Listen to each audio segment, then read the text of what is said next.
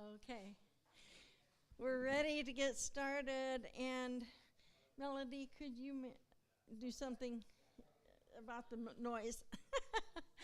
Okay, good afternoon. My name's Martha Rentfro, and I'm the coordinator, director, whatever, of the LostSkills. We're so glad that each one of you came today, and we have at least one person who's new, and it's such a privilege to be able to share this information with other people. Today we're going to have a special guest, and Mr. Abdi Vance is going to be talking about how to grow our own garden seeds, how to save our own garden seeds. And it just helps us be a little bit more self-sufficient. Of course, we can't do everything ourselves. We have to depend on God, right? But we can do, he wants us to learn as much as we can to help provide. So we're going to have a word of prayer so that as he presents, we can understand what he's saying better. Dear Father in heaven, we thank you so much for bringing each one of us safely this afternoon to this program. And I just ask that you will be with us, help Mr. Vance as he is speaking to be able to explain things clearly, because I know he knows this stuff. He uses it every day. So please be with us, help give us understanding, and all for your honor and your glory. In Jesus' name we pray, amen. Okay. And you have your, did he give you? It's somewhere. Okay, very good. And I'll use this just to ask questions, Sure. clarifying questions Sure. or whatever. Okay. Everyone can hear me? So I don't have to use my teaching voice. My name is Abdi, A-B-D-Y Vance. My real name is Abdias, A-B-D-I-A-S. And that's a Spanish name. Comes from the Bible. You've heard of the book Obadiah? So my dad named me, and so that's my privileged name. So if you hear about, I'm not Dear Abby, Abdi, so. But either one I answer to. I've been called a lot worse. My parents were Cuban. They immigrated here back in 1945 BC, before Castro, and I was born here. My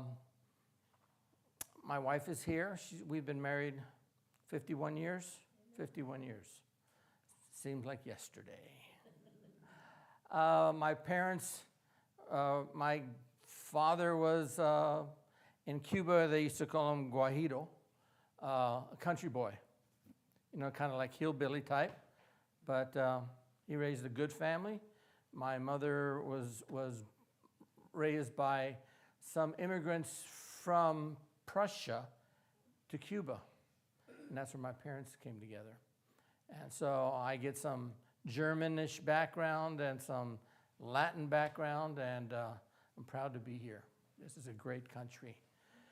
So, Martha asked me to give a presentation. Martha, right? Yes. I got to get that right. I'm not good with names. Numbers I'm good with. So this is not about pretzels. This is about seeds. And if you do any garden growing, you have to plant seeds. Unless you're very patient and you plant trees, then you have to wait 10, 15, 20 years. 2 years ago, I planted pecan trees, and now they're this tall. And I suspect that my grandchildren will be able to harvest pecans, because it takes 15, 20 years to get a tree to produce a few pecans. I was a math teacher most of my life. Started teaching in 1973, high school math. I love it. I retired 2 years ago. This will be, 2 years ago. And had to do something with my life, because I had to retire. I would have stayed working, but I wanted to enjoy retirement. So the only thing I knew to do was give up the math. I'm trying to forget it all.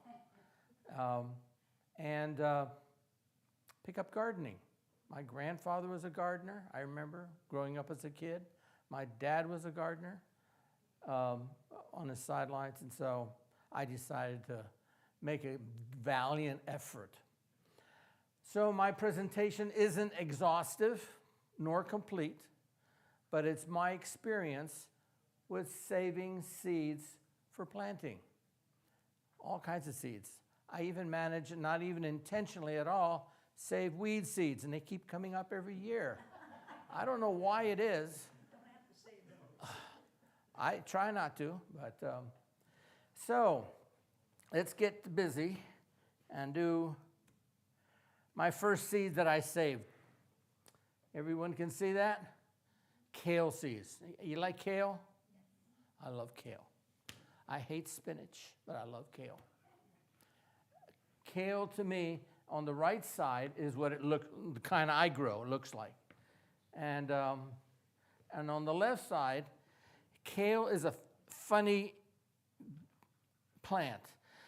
It grows really well in the north. If you not plant kale, I call it my heavy-duty lettuce, because I use it in sandwiches sometimes. When I want some, not wilty lettuce, I use some kale. And it's not bitter.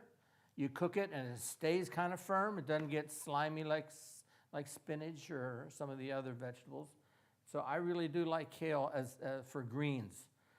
On the left side of the picture there is, kale is a 2-year plant. You plant it and it grows and you just harvest the leaves and they become, pretty soon they become, this tall. And they look like palm trees because you've harvested the leaves all the way up to eat. And then when the real cold starts, the real cold where it doesn't get over freezing and the snow covers and everything, it goes dormant. And not until the snow is gone and the weather starts to warm up, it still can get chilly, that it starts to regrow again and you get more tender kale leaves. Again, my heavy-duty lettuce. And then it bolts. Anybody have experience with bolting? All right. We'll talk about that a little bit more. But it puts up seed things. And that's an example of what the kale looks like when it starts bolting, is little pods. There's maybe 4 to 6 seeds in each one. So 3 years ago, I had some kale that was bolting. I kept it. And so I got, and I'll have these little medicine cups. I'll share with my kale. Anybody wants kale, I give them some kale, little medicine cup. But I had 2 or 3 plants, and they bolted, and they produced seed, and once they don't all dry up and give seeds at one time, but as they mature, the pods will get brownish, tanned and brown. And you cut the stems off, the pods off, not the little sticks, but the whole thing. Put it in a paper bag and just forget about it for a while. And then they'll all get dry. And then you get in there with your hand and go like this, or beat it up with something, and the seeds fall to the bottom of the bag. And this is the seeds that I've been planting kale every year, and I've been giving away. So I plan to give away some more of these to you guys today. So it's my experience with kale. I'm really not a fanatical, healthy. I'm allergic to food. Every time I eat too much, I swell in the middle. You guys don't have that problem. It's been a lifelong problem. I swell and it doesn't go down right away. So, but I do like kale. If you have any questions, I'll answer them as they show up. So much for kale. Next is potato seeds. Yes, potato seeds. Actually, yes, it's seed potatoes. Okay, I'm sure you've heard of those. There are potato seeds, but they're not very prolific. They don't grow very big potatoes. So where's my notes? My notes.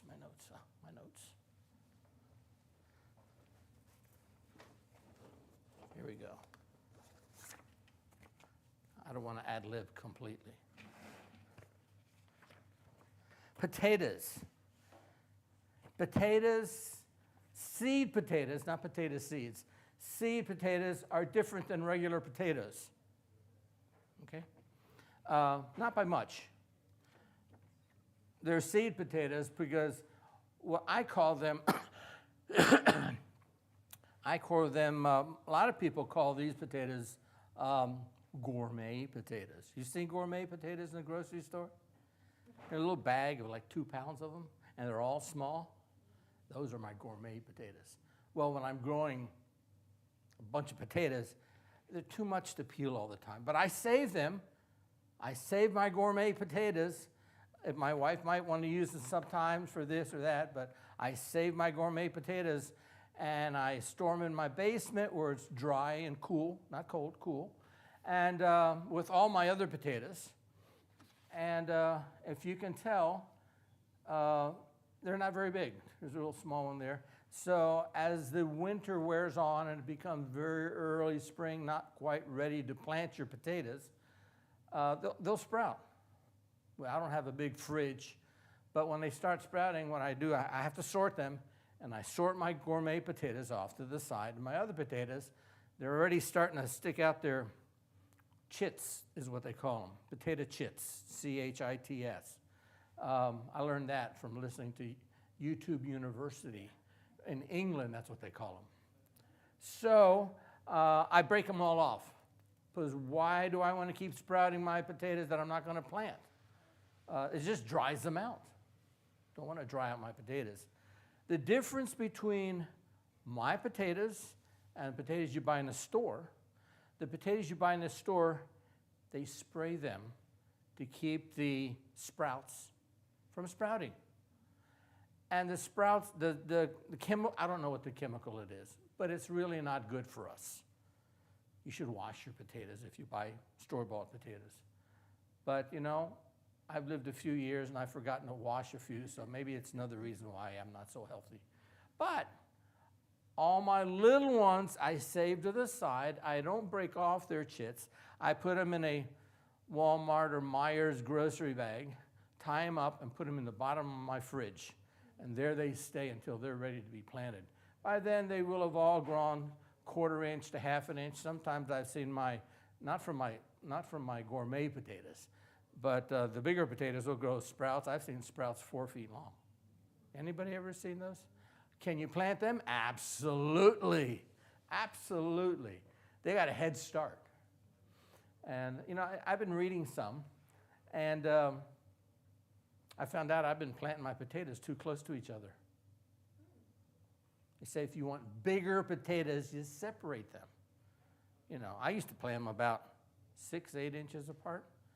And another thing that I learned from my grandfather, you don't have to plant the whole potato. You understand that? That's a waste of potato. There's a lot of food in a shriveled up potato still to eat. I mean, they don't go bad unless they go bad. But so my grandfather used to take a potato peeler and peel them so close to the structure of the potato, I didn't think they'd grow, but they always did. Once that sprout sets out his little root, it doesn't need the big potato anymore. So, you know, when I grew up, my dad would cut them off in like thirds or fourths, or put take the knife and cut it, you know, like this, and make a little indent, and then we could wash the outside of that potato, peel it off, and then eat the rest of the potato, hash browns or whatever. So don't waste your potato in the ground if it still has a lot of potato left. Even if it's kind of squishy and not black or brown, but if it's kind of soft, like a little dehydrated, they get nice and firm if you put them in water overnight in the fridge. They absorb more water again, so it's not a bad thing. So that's what my suggestion for potato seeds or seed potatoes is. Number one, the potatoes you buy that are seed potatoes are organic. They've not been treated with chemicals. Can those potatoes that have been treated grow? They can, and I don't spray my potatoes at all. So what you do is you rinse them off, and you can grow them that way. What else I was going to say?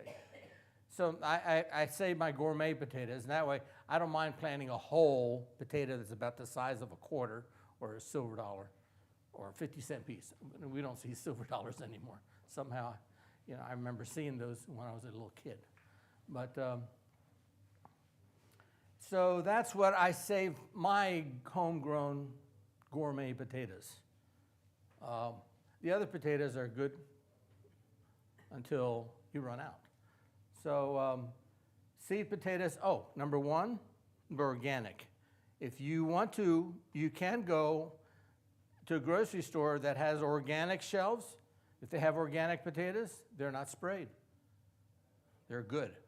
They're disease-free, usually, that I know of.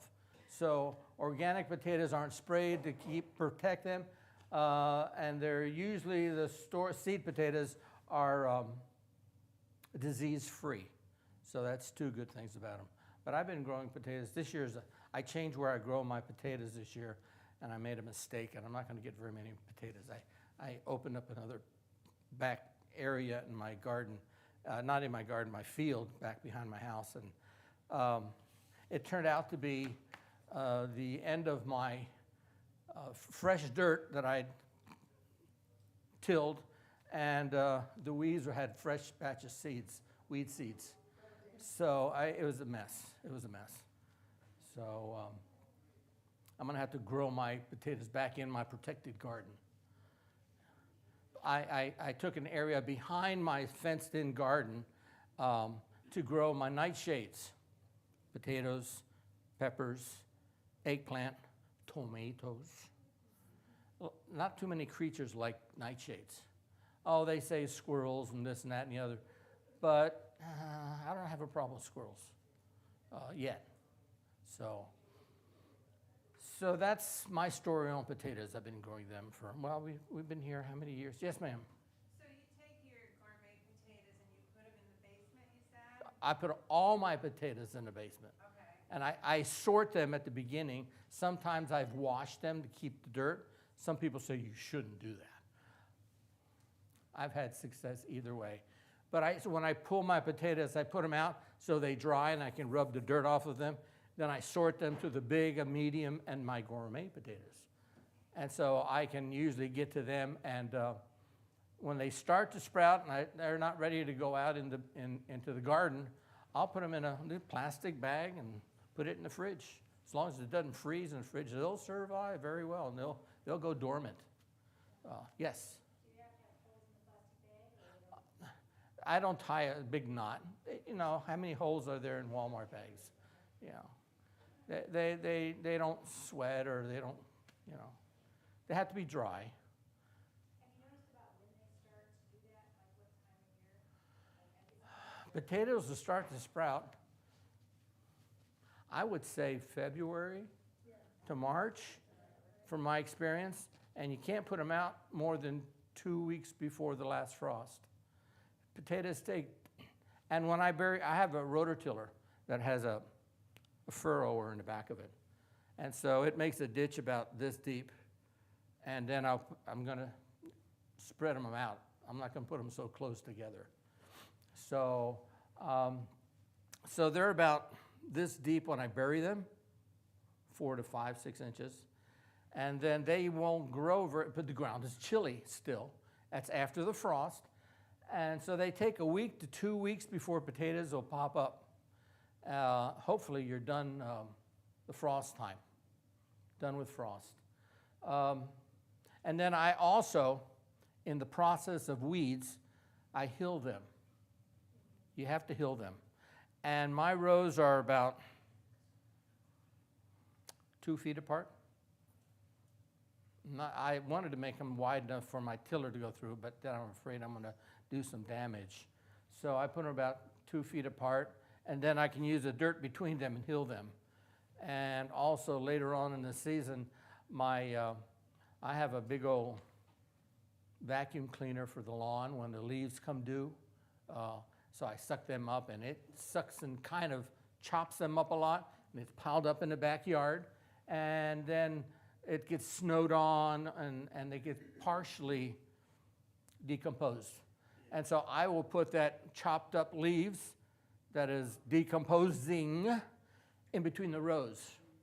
And the reason for that is it stops the weeds from growing between the potatoes, number one. Number two, it keeps the moisture down. Do you ever notice if there's mulch, anywhere there's mulch, you scrape it back and the ground is moist. Even though you haven't watered anything, the ground is moist. So that's a good secret to remember, that mulching not only keeps the ground from drying out, it actually helps us suck up water from below. At least that's my experience. Yes? So, okay, so then you take the potatoes, and like in October, you put them downstairs? Whenever I harvest them, Okay. all my potatoes go in my basement. My basement is dry. My basement is cool. I don't heat my basement, but it's 55 degrees. Even in the dead of winter, it's no less than 50 degrees. And I have a walkout basement. So, and we have a dehumidifier down there because a certain member of the family wants a dry basement, you know. It's fine, you know. So, you like dry basements too? So, when do you find most of the time you're harvesting your potatoes? When do I harvest them? Oh, that's easy. When the plant is dead and dried. Don't wait much longer than that. It was one year I had something, I don't know what it was, but somehow something ate the potatoes from underneath. I guess the vermin, the critters, whatever the critter was hungry. Yeah. He was hungry, so. It's like voles and mice and stuff like that. They'll eat those potatoes if you leave them too long. Yeah, that happened one year, and I decided I'm not going to wait that long. Yeah, and the other thing is on your spacing of the potatoes, I've always done 12 to 18 inches. Between the plants? Well, I learned that doing some more research. And I figure I'll get more potatoes. And also, you know, you cut up a potato, and oh, this potato has 6 sprouts or chits. I don't mean to sound bad, but it has 6 of these, and so I'm going to cut one for each one. I can spread them out. You get one plant from every sprout. But if you plant too many of them together, they're in competition with each other. So, and when you come springtime, when you cut your potatoes up, if you by any chance, we heat our house with wood. I'm trying to save energy, you know, from the electric company, and make them go broke. No, not really. I appreciate them. They run my well very well. I take your ashes from your wood stove or something, ashes from the burn pile, and toss them in with your dry potatoes. That helps cure the raw potato, and it's potassium. Potassium, root vegetables love potassium. You can't hurt the potatoes. I know ashes with water makes lye, right? And lye is bad, right? But it doesn't hurt the potatoes. I mean, I don't bury them in lots of ashes, but that is, roots and ashes are good for plants. Whatever produces roots that are fruit or food, it's good for those roots, the ashes, okay? Radishes, turnips. I don't like turnips, but not cooked turnips. I don't know how anybody can stand those things, but that's just my opinion. I like turnip greens, but I don't know, it's just me. Just give me meat and give me potatoes and water, rice and beans. That's a Spanish staple. Okay, any other questions? Oh, when do I harvest my potatoes? Somebody asked. Okay. When the plant's dead, I harvest them. They'll start losing their leaves, the stem, but once they lost their leaves, they're good to go. They're not going to collect any more energy into your potatoes. And you run the risk of later on, when you can't seem to find your potatoes, you need to know, oh, here's a potato vine. There must be some potatoes down in there. And so I'm a crew type. So I have these rows of potatoes, and the vines are all kind of, they've lost their leaves. So I know they're not producing more potatoes. So I get down on my hands and knees guy. I get down there, and we have sand. I love sand. I grew up in Florida, sand. Down there, the sand was white. Where I'm at, the sand is brown. So I go down there with my hands and knees, and I just start walking down the row, digging potatoes. And I dig them here, and I throw the vines over here, and the next row, I throw the dirt that I was digging on the vines that I dug before, and, I can just go down the line, and I leave the vines there, and they deteriorate over no time, So that's how I pick my potatoes. I've washed them. They say you shouldn't wash them. Didn't make any difference. Just as long as you don't put them in your basement wet. They need to be aired out. So I missed the part about the ash. Are you saying you're putting it into when you're planting them, or the storage? When I cut up my potatoes for planting, I'll take a bunch of ash from my wood stove or I got a galvanized, 40-gallon, 35-gallon galvanized trash can. Remember those old trash cans? I almost fill one of those up completely from the wood that I burned to heat my house. And I just put about a cup or so in there, or however, what doesn't stick, I can throw it somewhere else. But I let my potatoes get soaked with the ash, and if I have ash left over, I'll throw it down the furrow hole that I dug to plant my potatoes. It can't hurt, as long as it's not 5 inches deep of ashes or something like that. Ashes is another good thing if you want to get rid of varmints. Yeah. So you have critters that are digging tunnels, and you see it, oh, there's a hole that goes somewhere. Put a cup of ash in front of it. It doesn't get rid of them completely, but it's very displeasing. They get in their eyes, and, so let them worry about that. However, behind our house, there's this groundhog hole. I swear it's this big. It's fresh. He just dug down there, and he keeps making another layer. I says, oh, I can't.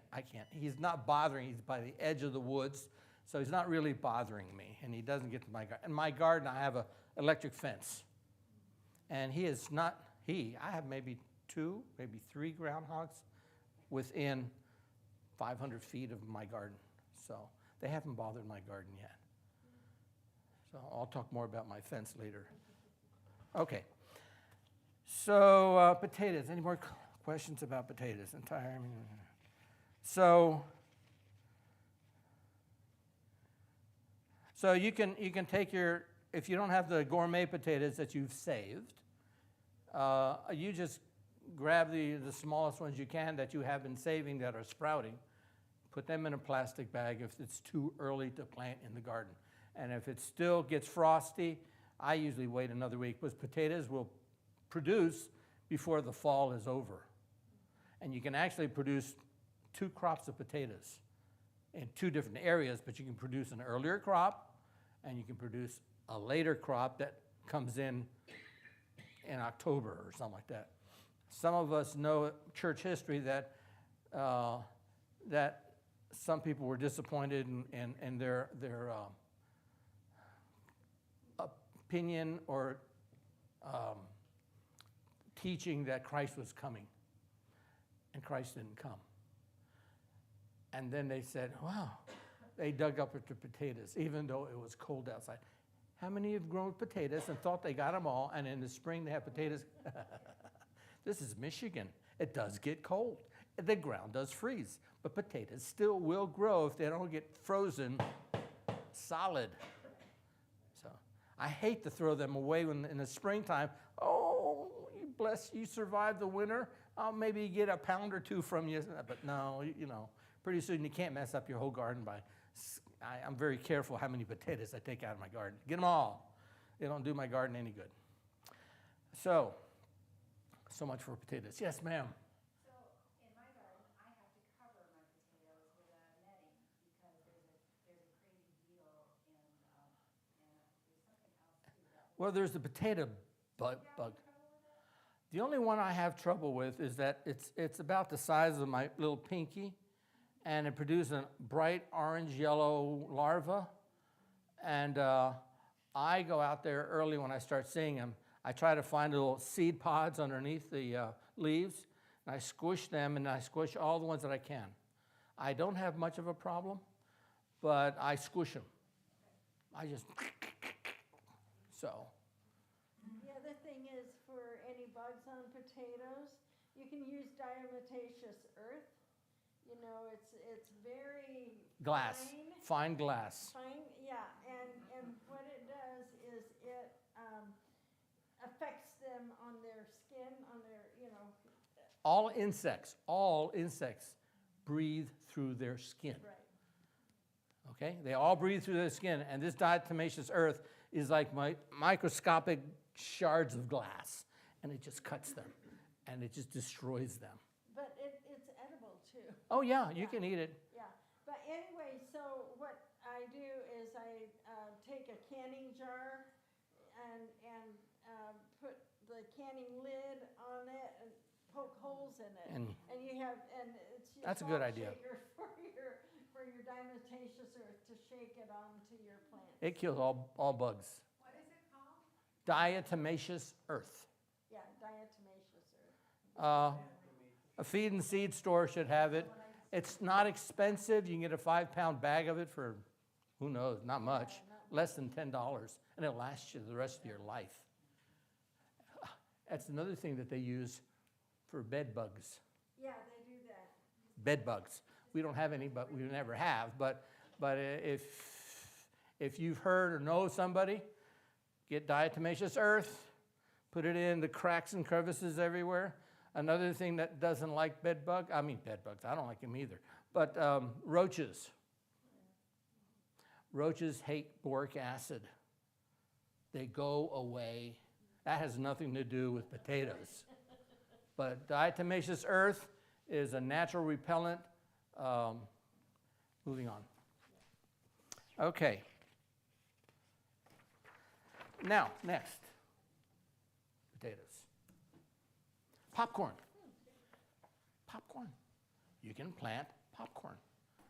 And you don't need much popcorn to plant popcorn. You have some in your grocery shelf or in your shelf. I would, and you really don't need to plant long rows of it. Each cob will produce a meal easily for a family just about. So what I would suggest with popcorn, get the size kernels you want, the bigger the better. Plant them in what I call hills. And square foot, in a square foot you plant 2 inches apart. You'll plant 6 popcorn seeds down about 1.5 inches or so. Water it, move over another 3 to 6 feet, plant another square foot. And the reason you want a hill is that they will all come up and they will cast their own pollen down onto their cobs. You don't have, because corn will not germinate if they're too far planted apart. That's why when you plant popcorn, you have to plant at least 2 to 3 rows. And how far apart? 2, 3 inches apart. In a square foot, every 3 inches you put a popcorn seed in a square foot, so that's like 9 plants. And if you want good popcorn, make sure it's like Orville Rickenbacker or whatever. I'm not trying to commercialize, but you know they make nice, good popcorn. And they're organic. Make sure it's non-GMO popcorn. Because every corn you see out here in the fields is all GMO, except my popcorn. But I don't plant popcorn this year. I didn't last year. I didn't this year. But I have planted popcorn. It's wonderful. Once you get growing so big, and the main enemy of popcorn is raccoons. That's right, raccoons.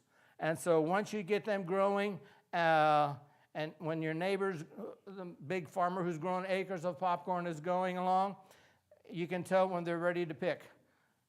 The heads will be, and the silk will be brown, and especially if the popcorn, the ear is kind of folded over. Harvest it, pull the shucks back, tie them, put them a rope or something in your garage hanging from the ceiling or something. Let them dry thoroughly. And then when you start to, you should use leather gloves, unless you got a son who wants to feel masculine. Don't take the top little bit and the bottom, all the rest of the popcorn. The better the popcorn, the better the size, the bigger the popcorn. And it will last forever. Forever. Popcorn doesn't go bad. As long as it's not touched with water. And mice don't get a hold of it. Okay? So, popcorn is a good, save your own seeds, and you can go, Okay, do I need everyone got me on the popcorn? You good? Okay. All right, next one. Lettuce. Lettuce. It doesn't look like lettuce to me, but it is. Lettuce does not like hot weather. What happens is it says, oh, it's hot. I better start growing to produce more lettuce seeds. So it bolts. That's lettuce that is bolted. And when you plant lettuce seeds, they are small. The only thing smaller than lettuce seeds are carrot seeds. Okay? And there's not much feel to them. But what you could do with the lettuce is as the stems grow and they start to turn brownish a little bit, clip them off, put them in a jar or something, a loose lid, so they can start drying out.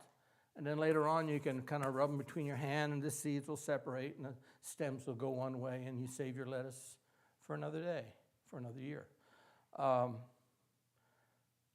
going to get serious about growing lettuce this winter. Hydroponic. Free lettuce. So I get these jars. They're about this big around, about this tall. I paint them flat black. Put a hole in them about yay big. And you can buy these little net cups. They're 2-inch net cups, and it fills in the hole. And you mix. I'm lazy. I'm not going to go out there and spend a lot of money on special equipment. So what I do is I get with this Miracle Grow, that blue liquid. Okay, I mix like a teaspoon in a gallon, or a half a teaspoon in a gallon. And I put that in to my hydroponic. That's another ballpark. We're not talking about hydroponic, but I grow lettuce. We'll be growing lettuce. I've done it before. My brother does it all. He gets fancy, and he has aerator pump and this and that and the other. The kind I use doesn't have an aerator pump. It just has, that's Kratky method. I don't know if you've heard of Kratky. That's the way to grow lettuce. LED lights use very little electricity, and before you know it, you have lettuce. I mean, it's not the big bushy kind, but lettuce is lettuce. My teeth will make the big bushy kind just the same as my little wilty kind. It still tastes good. It's lettuce, greens. Okay, moving on. We're good with lettuce. Seeds I can save, and you get a lot of seeds. When you buy them in a store for a seed packet, they'll send you. They give you 200 or 300 seeds, they last you forever. You only need one lettuce seed. So we'll talk about that some other time if you're interested. Beans, the musical fruit. Now, I assume everyone likes beans. If you like Mexican food, you like pinto beans. If you like Cuban food, you like frijoles negros, black beans. A lot of people like black beans. They open up a can, rinse out the beans, and use that. I like juice and everything, So every year, I grow several kinds of beans. Pintos, I grow. I have a grow bed that I kind of lift up, and it's maybe 18 inches, 12 to 18 inches wide, and I plant them, how should I say it? I plant them like diagonally from each other. So they're about 4 inches apart. So it's not just a row, but and I plant like 4 diagonally this way, and then I come 4 diagonally this way, and then 4 diagonally this way. And I have sand. I love sand because it's not clumpy and it's not anything bad, except you have to keep watering it. And I go back in the bean. I just place the beans on top. Then I go back with my finger, my first knuckle here. I'll push it down to my first knuckle, my second knuckle. Just push it straight down, leave the hole there, and then with the faucet hose sprayer, like the rain kind, I spray that and it kind of fills up the holes. So I do that for a few days, and pretty soon, what do you know, every little bean comes up. I didn't have my electric fence done early enough, so I had to plant my string beans twice. I have an electric fence around my yard, and it's about this tall, but the first 4 or 5 rungs are about this far apart from each other from the ground up. I have that to keep the squirrels away from eating my young beans and corn. They like to eat the young corn. But the main reason is, at the end, Mr. Ricky Raccoon likes to decimate your corn. And I don't, and raccoons don't jump fences. They crawl through them. And when it's zapping every second, it discourages them really well. So I have an electric fence. But I plant the beans. This year I planted string beans. We had our first harvest, but I don't let that go to seed. We freeze string beans. Then I plant, it was either Great Northerns or navy beans. They look the same to me. They're just small and white. After that, I planted black beans. After that, I planted red beans. Not kidney beans, red beans. They're like black beans, just burgundy size. And then I planted pinto. So once you plant them and they come up, and then if you watch them, you get about, I would say, 5 to 6 inches tall, that in area. That gives the time for the weeds to start saying, hey, I can still see sunlight, so they start to grow. If you go in there, and since you have them planted at these diagonals, you can reach in there and weed. If you weed it really, really well, then the beans grow up, no competition sucking water, and they'll keep the weeds out of control. They just bush out, they bush out, they bush out. And no weeds with the beans. And you don't have to touch them again, because the poor weeds can't see the light. They're in the darkness. So, once after they get so tall and I weed them, then I forget about them, make sure they get watered, and then I forget. Let them go until the leaves in the beans start to get yellow and dry. And then it's time for me to get my wheelbarrow out, and I pull each plant up, and I separate each bean pod. They're dried up. They look like little, don't wait too long, because they will actually open themselves up and donate the beans to the ground. I want them to donate them to my wheelbarrow. So when they get dried up, I will harvest them, put them all in my wheelbarrow, that each row at a time, red or white or red or each group. And then I have old shower curtains that they wear out. They look ugly. They get stained. So I put them out in the yard, and I put my dried bean pods, semi-dried bean pods, on that for several days. The sun will finish drying them out, and then it's time for threshing. The easiest thing to thresh is beans. Get an old pillowcase that has a zipper in them. I like a gunny sack, but you can't find a burlap bag anymore that is of any quality. They're very thin. But a burlap bag, a gunny sack, fill it up, tie a knot in the top, and I step on it. All my 10 tons of feet go on them, and they don't break them. You won't hurt. If they're dry, you can't hurt them. Or you take a stick and beat the snot out of them. And then the beans, you fluff them up, and you'll see all those pods will be opening up, like, oh, I'm empty. You grab that, throw the pods back in your garden, because they'll compose over winter, decompose. And a little bit of breeze, and you have, I plant half a pound, quarter pound of beans. That's about half a cup of beans. And when I'm done, I have this thing full of black beans. And you know how much beans cost nowadays? They used to be under $1, black beans. and now they're $1.50 or more. And I get that kind of results from black, red, kidney, not kidney, but pintos. So from a half a cup, I'll get this thing pretty much full. And beans will not go bad. They're dry, they just stay, and 2 cups of beans is a pound. When you buy a little bag in the store, 2 cups is a pound. And I plant 1/8 of a pound, a half a cup. And lasts us. Of course, then I plant, I have these. These are mung beans. Anybody ever grow mung beans? Really? I thought I was the only crazy guy that did something like that. What can you eat with mung beans? My favorite food, egg foo young. I love that. But I'm finding out they have other things you can eat with mung beans. You can sprout them in salad. You can make soup. You can make whatever I guess you can make mung bean bread if you wanted to. I don't know. So I've done that before. It's been a while since I've done it, but when we lived in Alabama, or is it North Carolina? Somebody mowed down my mung beans thinking it was weeds. It was at an academy I was teaching. So.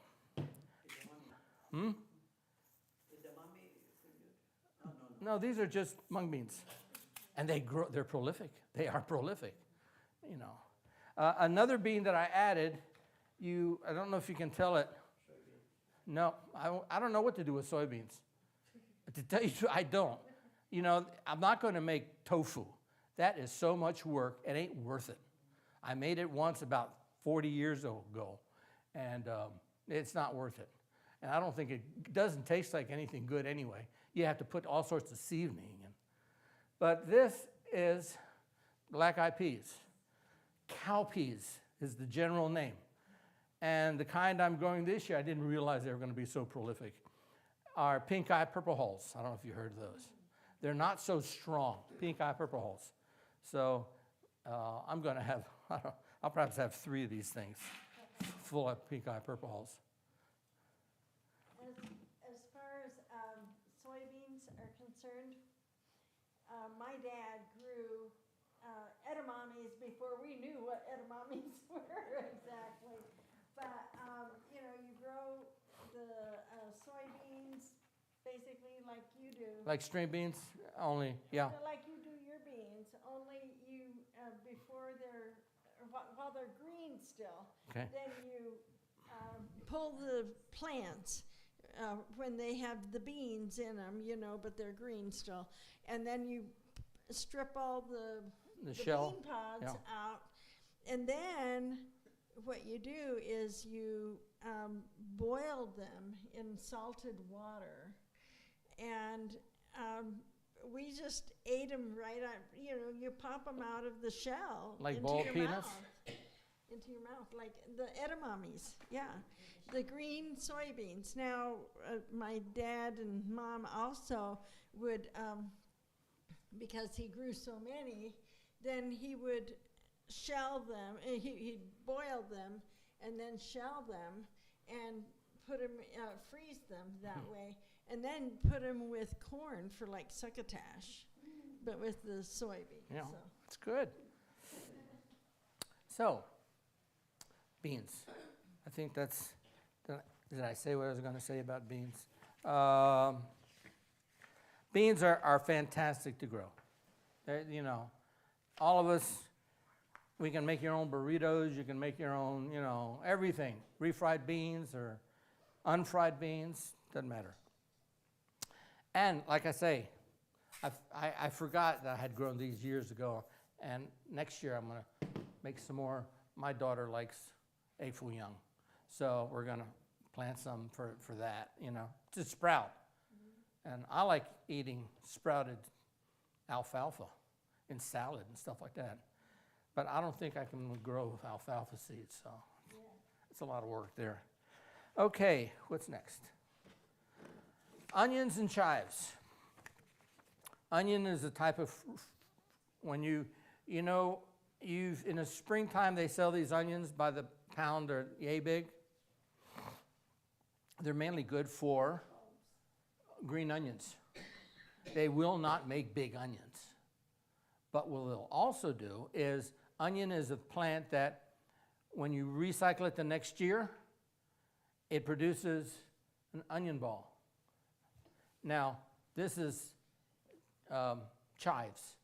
I've had it growing in chives in an outdoor planter, and they'll reproduce themselves. The little ball dries up and the seeds fall down, they'll regenerate themselves, which works really nice. The big balls will produce a lot of seeds.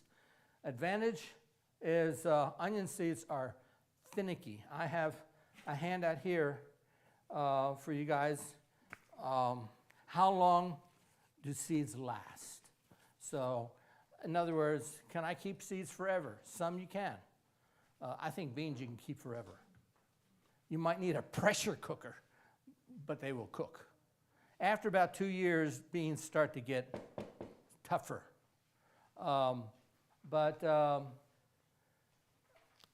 Chives, they reproduce themselves for the next season over and over and over again if you keep them weeded.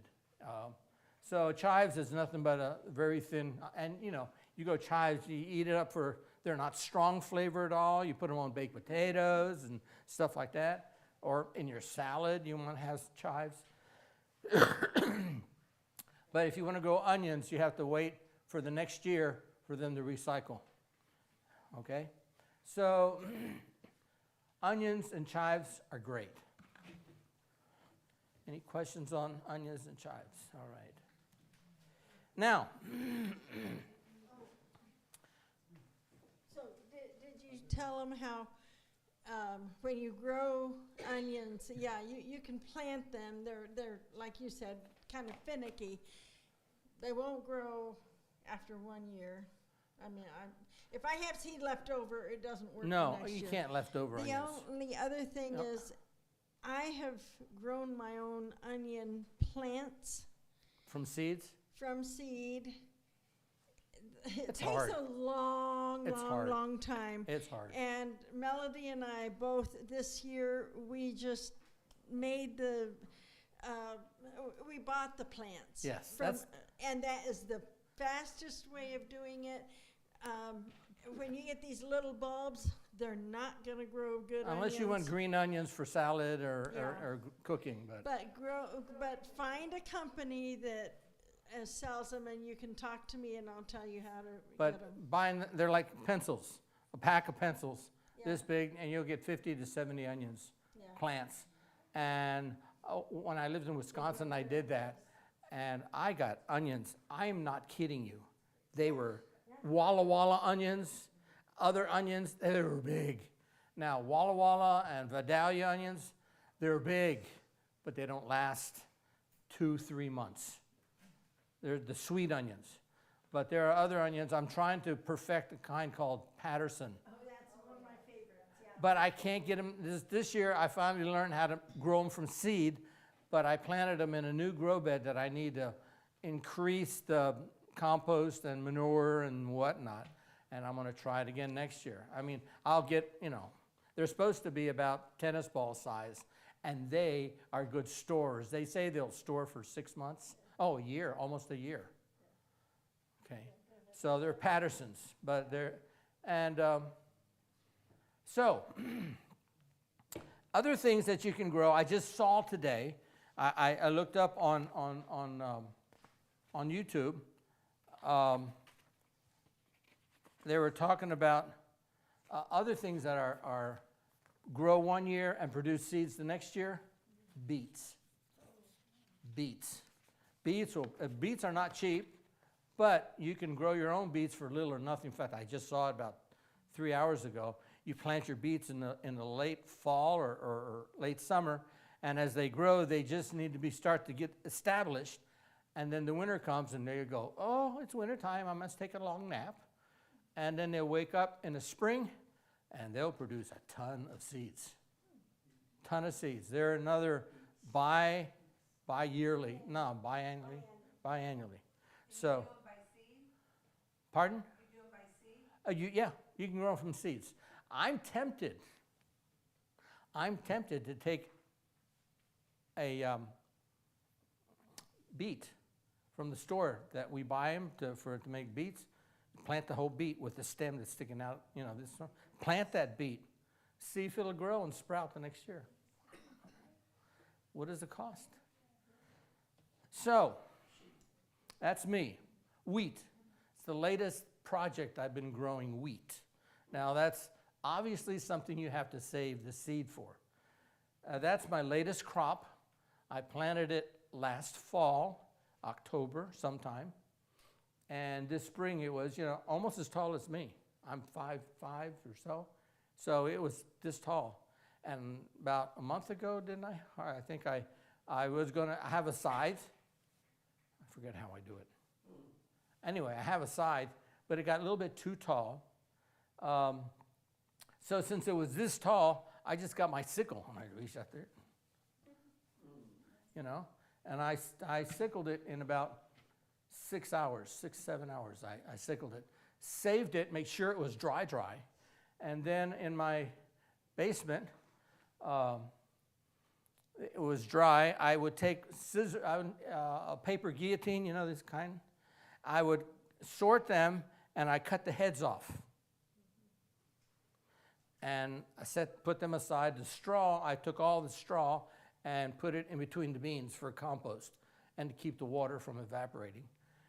And then I have a bucket that is a 5-gallon bucket with a hole in the middle with a 3/8 inch rebar that my brothers welded some chain across.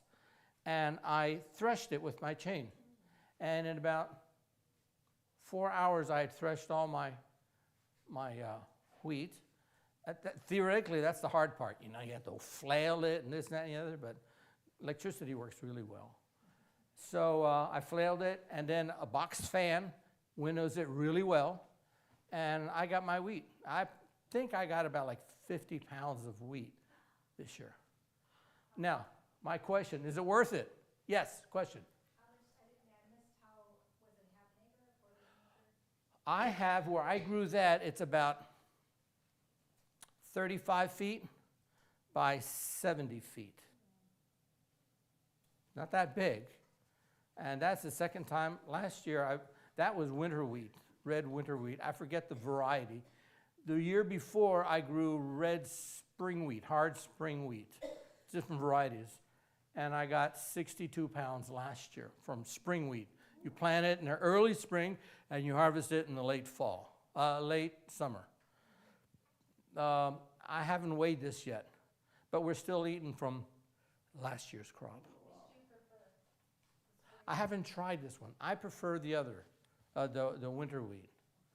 I'm so tempted to plant something once I finish harvesting this. I should get some ground cover crop, veg of some kind, alfalfa or clover. But so I'm going to have to rotate my crops around. Yes.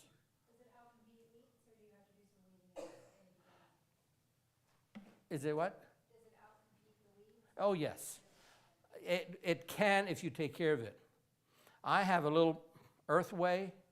It looks like a bicycle, 2 wheels about this big, and a little seed pouch.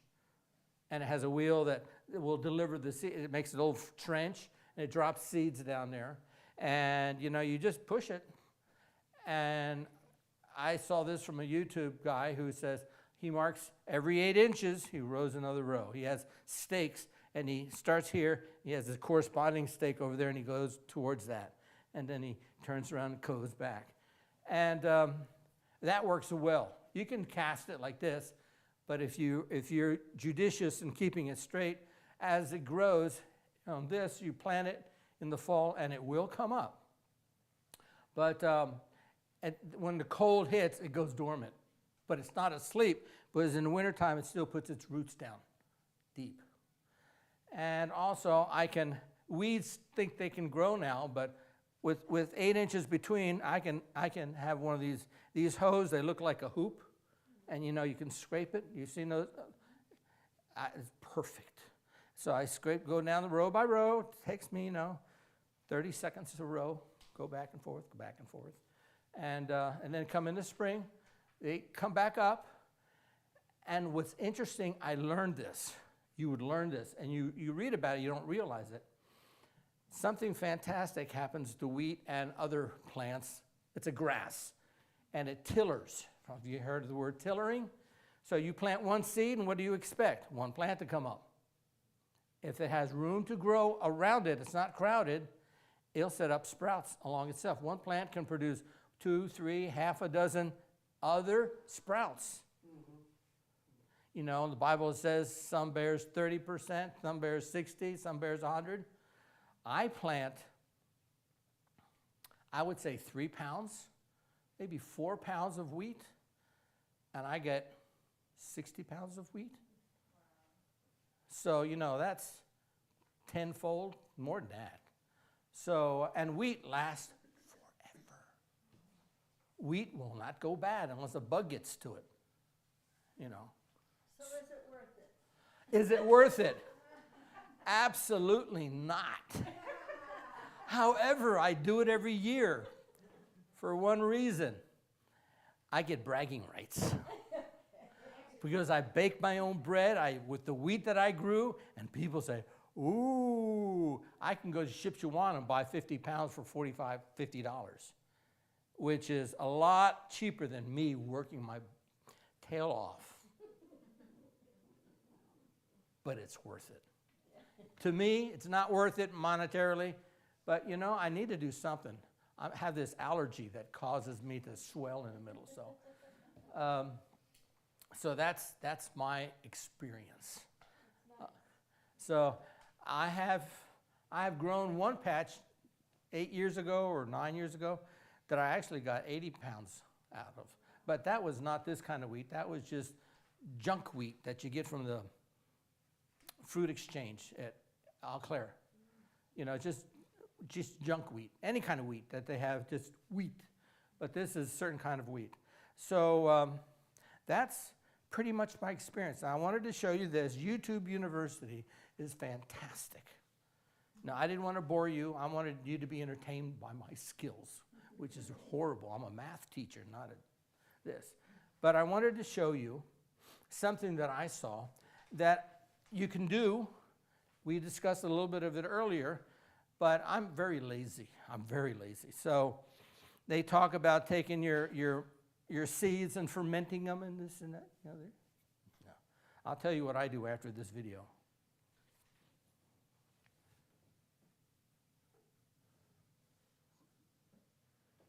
Oops. See if it works now. Not connected.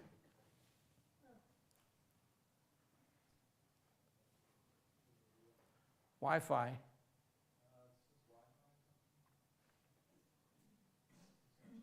He's checking on it? I don't know how long it is. It's not very long. It's I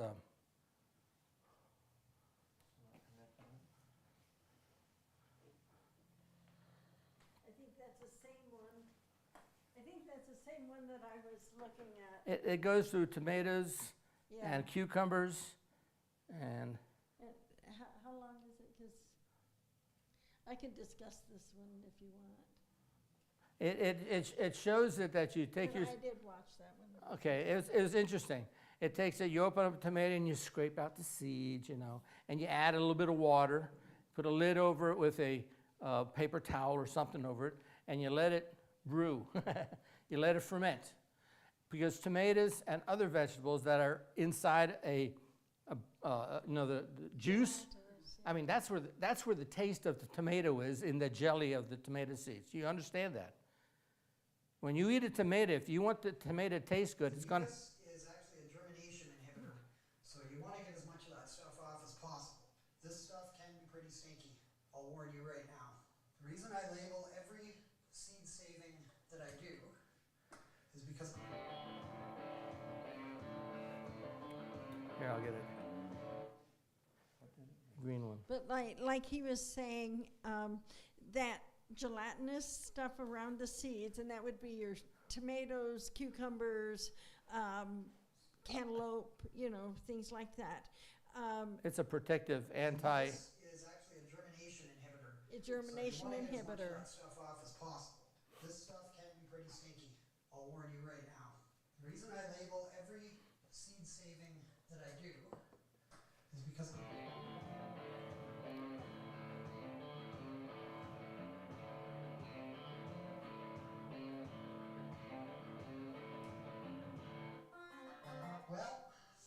definitely winding down in the gardening season. Just about everything here is dead. We still have some kale going, carrots still to harvest, Brussels sprouts that the moose didn't come to eat this year. We didn't really get much in the way of Brussels sprouts, so it's pretty dismal really. We'll try them again next year. But it is time to start getting some of our seed savings in. I think this is something that is particularly important right now, given the situation with the global food supply, rising costs of food, various things like that. We've been saving seeds for a number of years now. Just about everything that we grow comes from saved seed. And that works to our advantage in more ways than one. First, we don't have to source new seed every year. Although we do bring in some new varieties every year, we don't need to depend on outside sources for seeds every single year.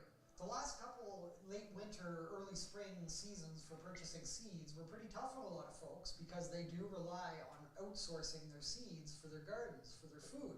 We don't worry about that. We continually add to our seed bank. Our seed bank is very important to us. So one way to get around that, save your own seeds. Another reason that seed saving is a really good idea is the produce that you grow becomes acclimated to your environment, to where you live.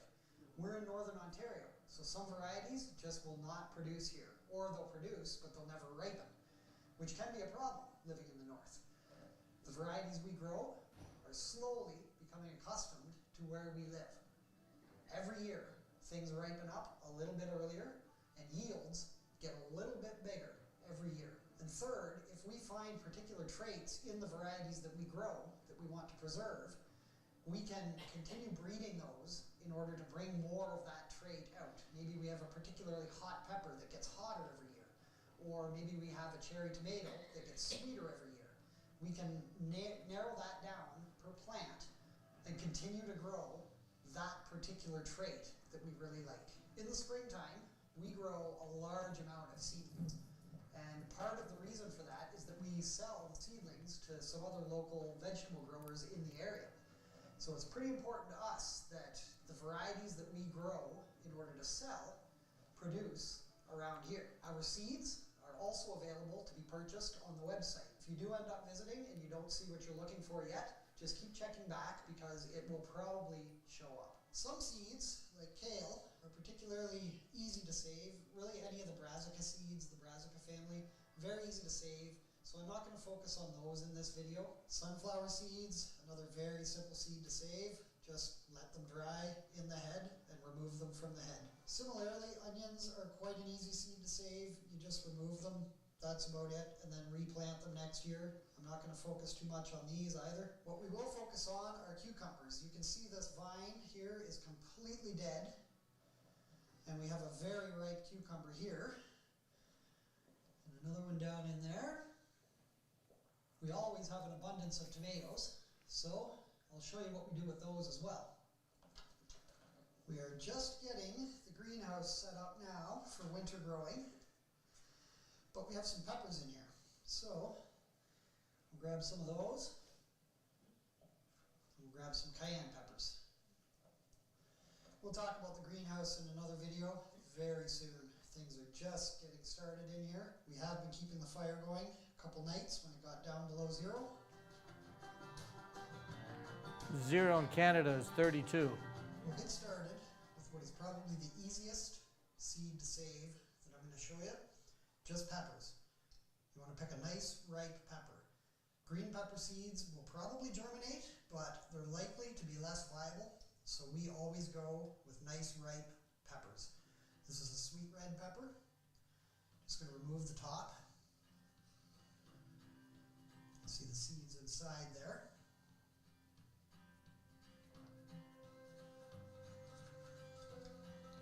Pop it in half just like so.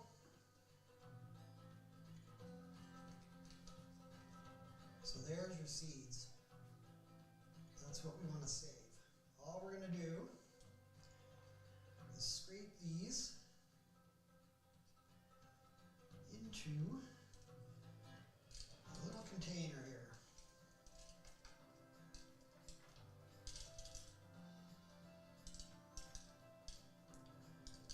Get as many of them off of there as you can.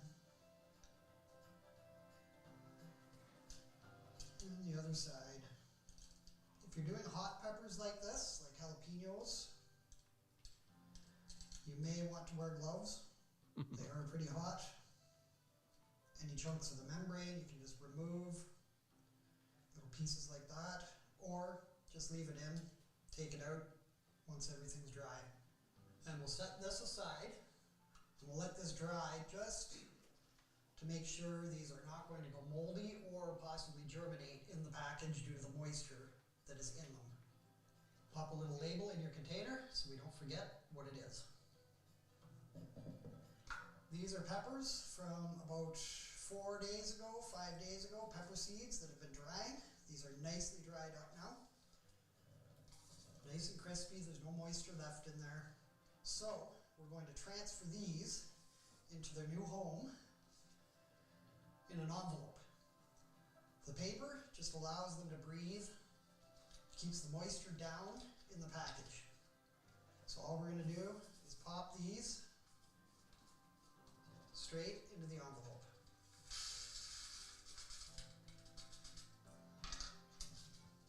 Label your envelope, and these are now ready to go and live with your other seeds.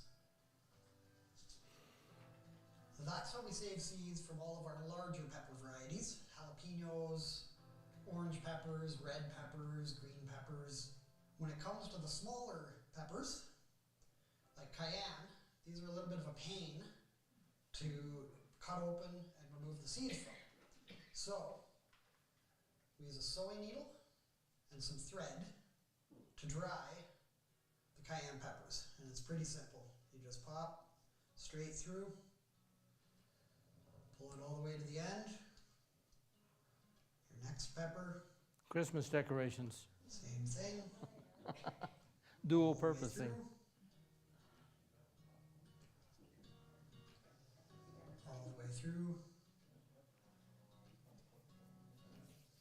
Carrying on with as many cayenne peppers as you might have. This works with a lot of the long, skinny, extremely thin membraned peppers.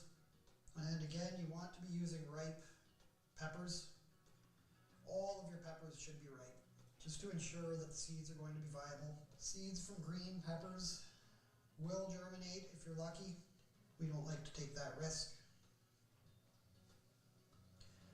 And you have a nice long string of peppers ready to be hung and dried. These dry out within about 2 weeks, maybe 3 weeks, just hanging anywhere. We have a wood stove, so it tends to be quite dry in here anyways, so maybe they dry a little quicker for us.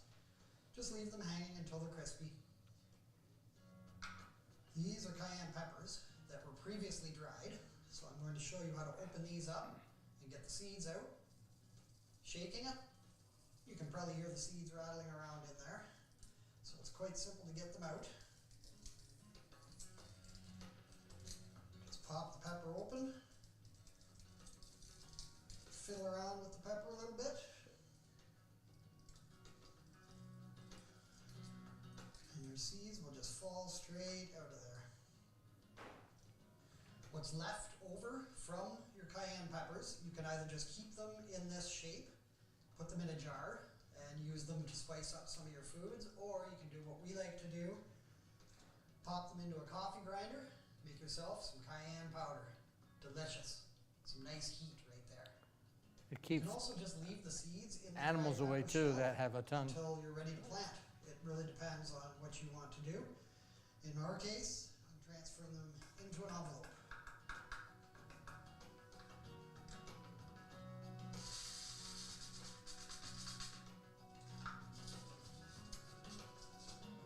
Cayenne, ready for next year's planting. Tomatoes need slightly different preparation to save the seeds. You can just take them out and put them on a piece of paper towel or something like that, but we prefer to ferment our seeds to get the mucus off. The mucus is actually a germination inhibitor, so you want to get as much of that stuff off as possible. Tomatoes, small mason jar with a ring, some paper towel. All we're going to do is cut the tomato in half. Obviously the seeds are inside there.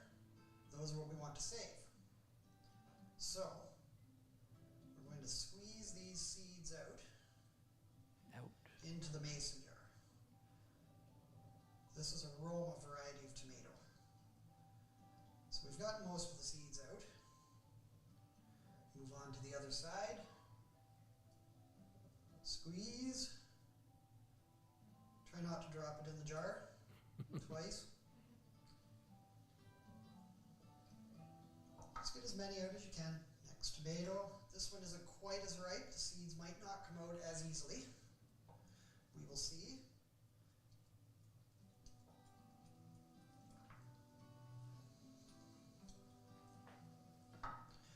It's actually not too bad, but in the event that the seeds are giving you troubles coming out, just a small little spoon scraping inside of there should help you out. Your tomatoes are fine to eat once you've removed the seeds. Now we're just going to add in a little bit of water into the jar, swish it around a little bit, label your paper towel,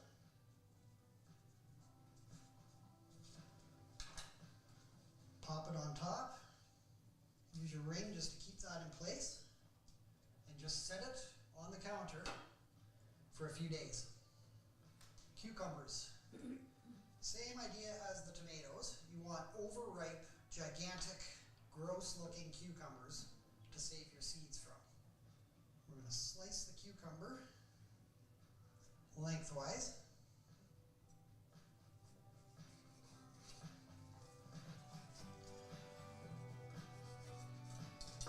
Get it open right up. See all the nice developed seeds inside of there. These are the seeds for our famous bread and butter pickle recipe. Delicious, delicious cucumbers. We're going to scrape these seeds into a temporary container just for a couple minutes here. And get as many of those seeds out of there as you can. And again, you could just dry these on some paper towel if you want to. But getting that mucus layer off is a great idea.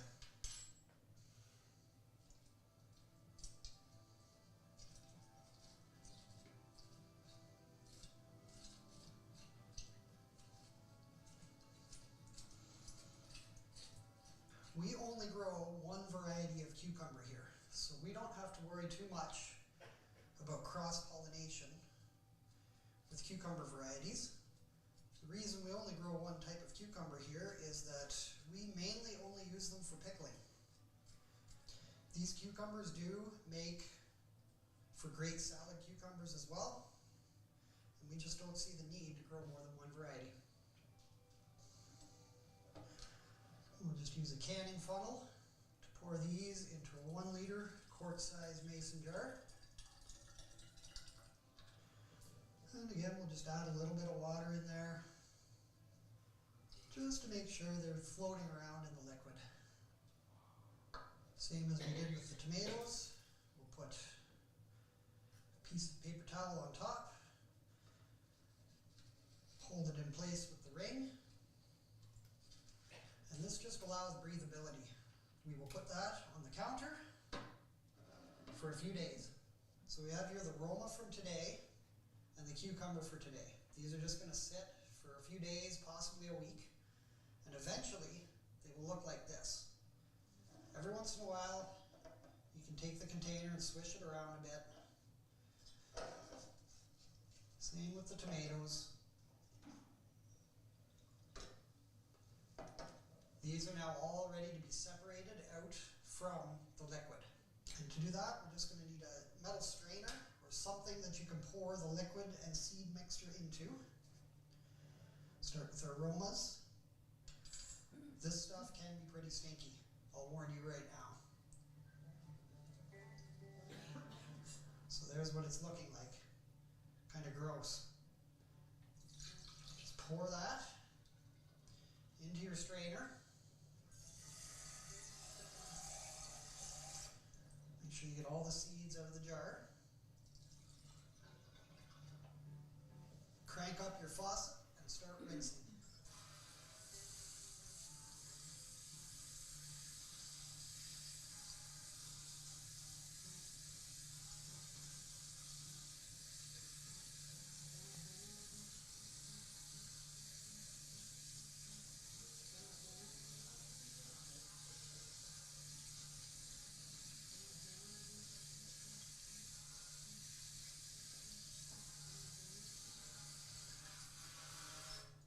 There are your tomato seeds, completely removed from that mucous membrane.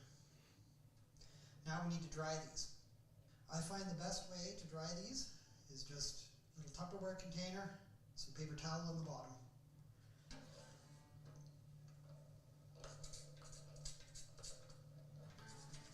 Gently scrape the seeds out onto the paper towel.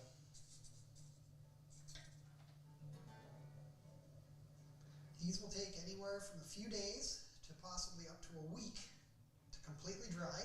You'll find that you have to swap out this paper towel a couple times, which is fine.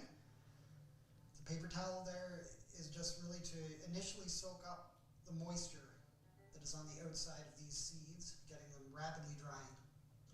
Same idea with the fermented cucumber seeds. Pop the top off. Yummy. Look at that. Ready to cut? Pour it in to the strainer. I think what we're going to do is This suspend one's really this sticky. right now because it's all basically the same. Get them rinsed off. One And- more comment. Okay, go ahead. I always scrape the tomato seeds on a paper towel, one layer thick, and they dry. The inhibitor holds them now, but when they've dried and spent the winter, they all grow. They all grow. I don't think it takes a day longer to eat, but to grow. But My problem was always trying to get them off that paper towel.